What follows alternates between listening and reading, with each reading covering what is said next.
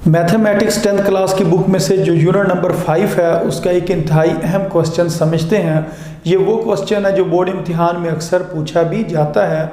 तो ये क्वेश्चन कुछ इस तरीके से पेपर में पूछा जाता है, फाइंड डोमेन एंड रेंज। आपने डोमेन और रेंज मालूम करनी है ऑफ बाइनरी रिलेशन के। आपको एक बाइनरी रिलेशन क्वेश्चन में दिया गया होगा तो उसमें से आपने डोमेन और रेंज मालूम करनी है। तो बाइनरी रिलेशन जैसा कि इस जगह पर ये क्वेश्चन में लिखा हुआ है, तो ये एक सेट होता है और सेट छोटी ब्रैकेट्स होती हैं और उसके अंदर दो दो रकमें लिखी होती हैं, यानी कि इसके दरमियान में कामा होगा और कामे से पहले एक रकम होगी और कामे के बाद एक रकम होगी।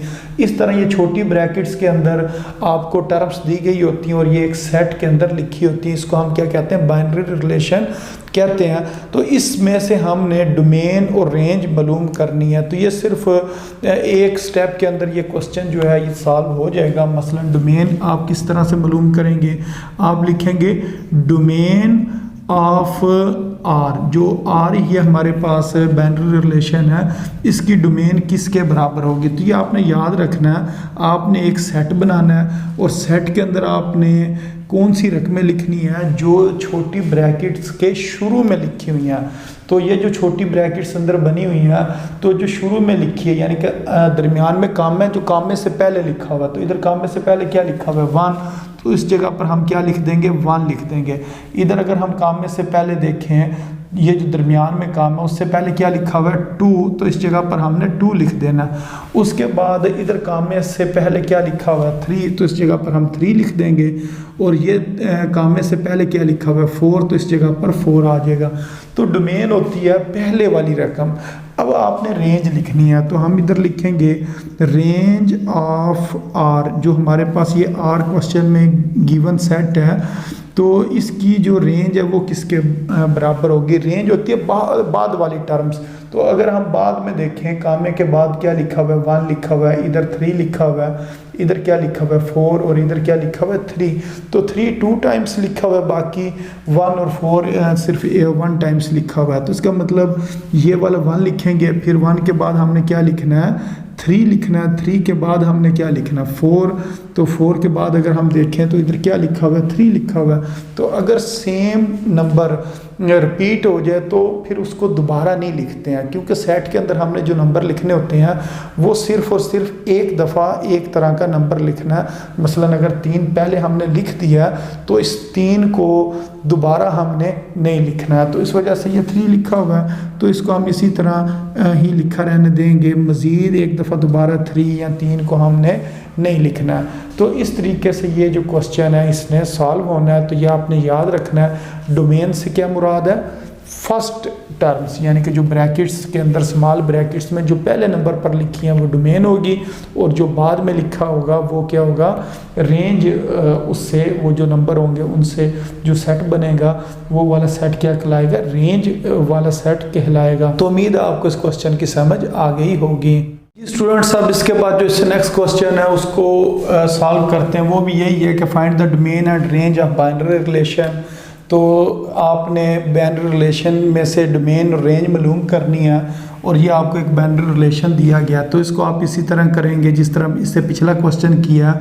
आपने लिखना है डोमेन ऑफ आर।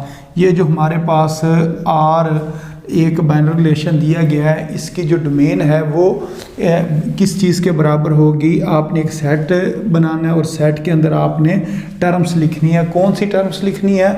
जो फर्स्ट नंबर पर आ रही होगी। हर स्मॉल ब्रैकेट के अंदर जो फर्स्ट नंबर पर आ रही है, जो कामे से पहले जो टर्म लिखी गई है उसको आपने इधर लिखना है। तो इधर क्या लिखा हुआ है? कामे से पहले 1। तो इधर कामे से पहले क्या लिखा हुआ है? 3। तो दरमियान में आप कामा लगाते जाएँ। अच्छा, उसके बाद इस कामे से पहले क्या लिखा हुआ है? 4। तो ये इसकी क्या होगी? डोमेन होगी। अब आपने रेंज मालूम करनी है। तो रेंज आप किस तरीके से मालूम करेंगे? आप लिखेंगे रेंज ऑफ आर। ये जो आर हमारे पास है बाइनरी रिलेशन, इसकी जो रेंज है वो किस चीज़ के बराबर होगी? उसके अंदर हमने कौन सी टर्म्स को देखना होता है? जो कामे के बाद लिखी हो। तो इधर कामे के बाद क्या लिखा हुआ है? 5। तो इधर क्या लिखा हुआ है? 3 और इधर क्या लिखा हुआ है? 2। तो इसको हम तरतीब से लिख देते हैं। मसलन 2 को पहले लिखते हैं, उसके बाद 3 लिख देते हैं और 3 के बाद ये जो 5 है इसको लिख लेंगे। तो डोमेन कामे से पहले वाली टर्म स्मॉल ब्रैकेट के अंदर, और जो कामे के बाद लिखी होगी जो टर्म, उन सब को अगर हम इकट्ठा करके तरतीब के साथ लिख दें तो वो हमारे पास किसके बराबर होगी, रेंज के बराबर होगी। तो उम्मीद है आपको इस क्वेश्चन की समझ आ गई होगी।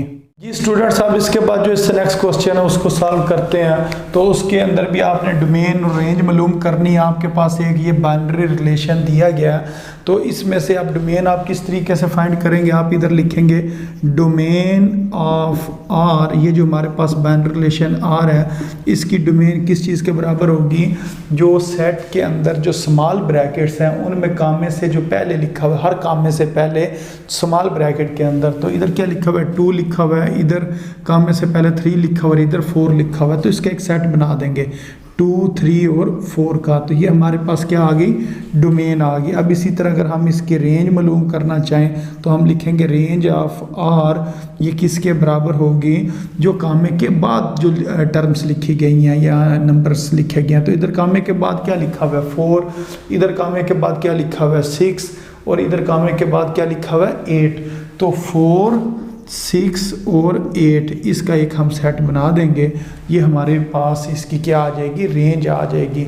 तो इस तरीके से इस क्वेश्चन ने सॉल्व होना था। उम्मीद आपको इस क्वेश्चन की भी समझ आ गई होगी। जी स्टूडेंट्स, साहब इसके बाद जो इससे नेक्स्ट क्वेश्चन है इसको सॉल्व करते हैं। इसके अंदर भी वो ये कह रहे हैं फाइंड डोमेन एंड रेंज। आपने डोमेन और रेंज मालूम करनी है ऑफ बाइनरी रिलेशन। ये हमारे पास एक बाइनरी रिलेशन दिया गया क्वेश्चन में, उसकी डोमेन और रेंज मालूम करनी है। तो इधर आप यूँ लिखेंगे कि डोमेन ऑफ आर, जो हमारे पास आर जो बाइनरी रिलेशन है उसकी जो डोमेन है वो किसके बराबर होगी। डोमेन होती है स्मॉल ब्रैकेट में जो कामा लगा होता है उससे पहले जो लिखा होता है।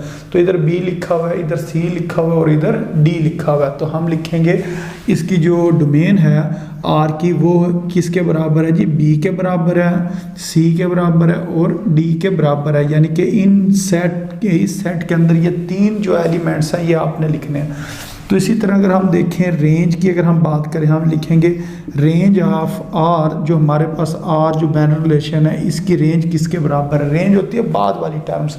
तो इधर कामे के बाद क्या लिखा हुआ है ए, इधर भी ए लिखा हुआ है, इधर भी ए लिखा हुआ है। तो तीनों टर्म्स में या ब्रैकेट्स के अंदर ए लिखा होगा। तो ए को हमने 3 बार नहीं लिखना है, सिर्फ एक दफ़ा लिख देना है। तो ये जो बाद वाले एलिमेंट्स से जो सेट बनता है उसको हम क्या कहते हैं, ये कौन सा सेट है, रेंज वाला सेट है। तो इसके अंदर अगर हम देखें डोमेन बी, सी और डी आ गई और रेंज हमारे पास किसके बराबर आ गई, ए के बराबर आ गई। तो उम्मीद है आपको इन तमाम सवालों की समझ आ गई होगी। तो अपनी दुआओं में याद रखें। अस्सलामु अलैकुम वरहमतुल्लाहि वबरकातुहू।